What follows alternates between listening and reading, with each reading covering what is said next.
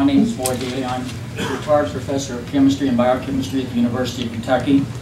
And I think there's a, this is the one that changes my slide.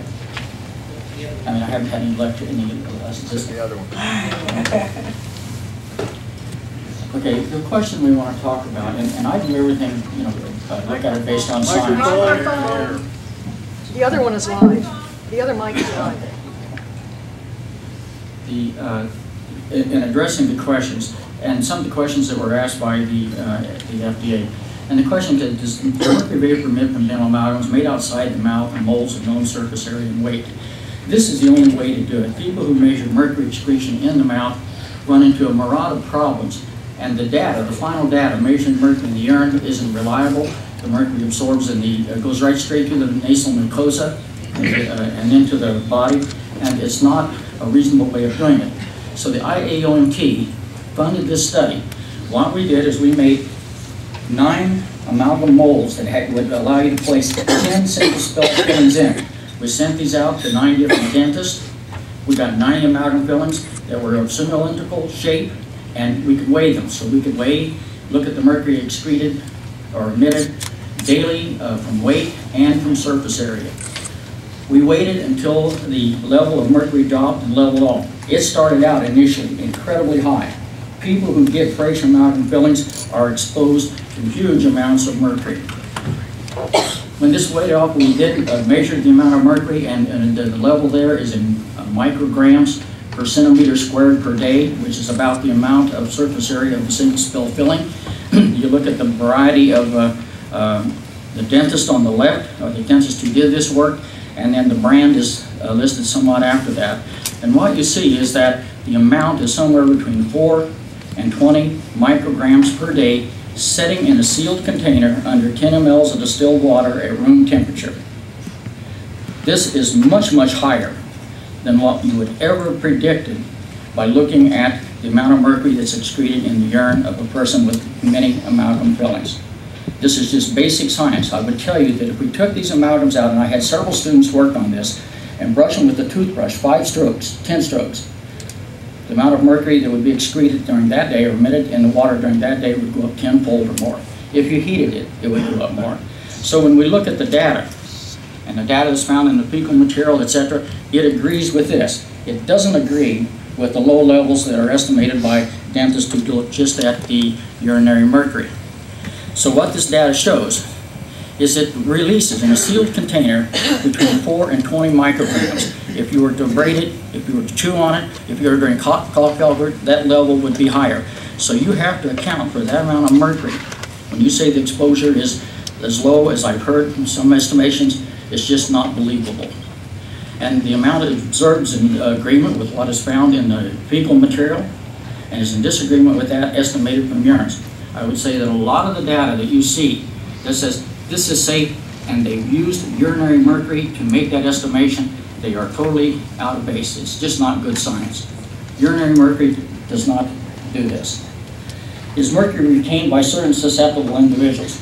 What we know, and you can go to Google, pick up your favorite neurological disease, Alzheimer's, Parkinson's, autism, any of these, and Google oxidative stress. And you will see that oxidative stress is correlated to all the neurological illnesses that we know about, as well as things like arthritis, etc. Oxidative stress says that your levels of glutathione are below normal. Glutathione is the molecule that is bound to mercury to allow it to be excreted fecally. If you don't have glutathione, you can't get rid of mercury. And if you do have a lot of mercury in your feces, you are depleting your body of glutathione. It's a two-way street. If you look at this data, this is the contribution, the work that was done by Dr. Jane Woods in the children's amalgam trial. And we've talked about this here, and they said urinary mercury concentrations are highly correlated with both number of amalgam filling and time since placement in children. That's true unless you compare boys to girls. This is their data, the arrows are mine. And what you see is that over the 7-year period of the study, the girls excrete a lot more mercury, and they keep it high. Much higher than the boys. The boys don't excrete mercury nearly as effectively, and at the end of the 7-year period, the mercury coming off of their dental amalgams was not being excreted in the urine. I don't know about the fecal amounts, they didn't report that. But this tells you there is a major difference between boys and girls in their ability to excrete mercury in their urine, and that urinary mercury excretion data is weak at the very best. I would also point out that in the area of neurological illnesses such as autism spectrum disorders, the rate is 4 to 5 boys to every girl. If you go to high functioning autism, the rate is even higher.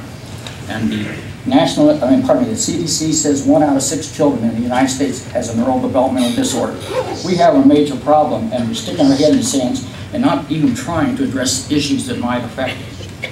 So the results of the children's amalgam trial clearly show that urinary mercury levels are not always related to amalgam burden. They're a very poor way to do it. There are gender differences. There are other differences too. If you're taking antibiotics, if you're on a milk diet, you will not, if you're a rat at least, you will not effectively excrete mercury. This is a disease called idiopathic dilated cardiomyopathy. It's what young men die of that die in a football field or basketball field who are normally healthy.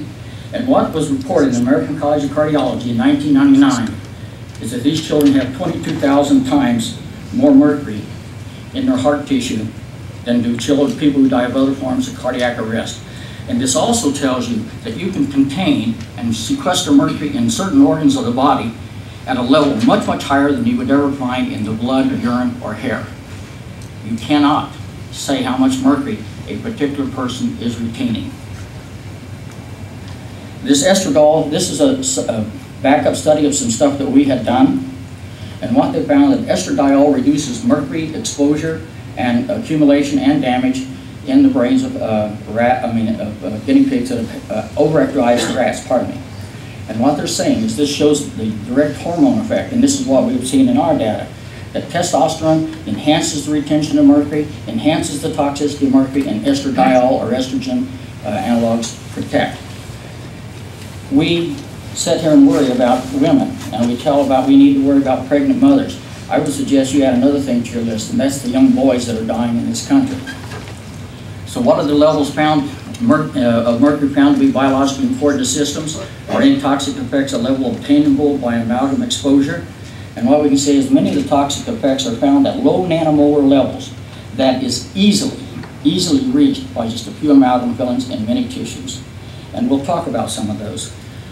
This is a study done in my laboratory of neurons and culture, and you can see that 5 nanomolar mercury causes an extreme rate of death, and if you get down to 25, it's amazing. In the brains of people that they tested in the nun study that was published in the Journal of the American Dental Association, some of the people there had 3 micromolar levels of mercury in their brain tissue. So this is just one. Effects on the immune system. 1 nanomolar mercury will prevent phagocytosis. That's the first step of the immune system. Mercury induces inflammatory mediator release from human mast cells, and what they says, this phenomenon could disrupt the blood-brain barrier and permit brain inflammation. And again, this is in your some of your data. We can talk about the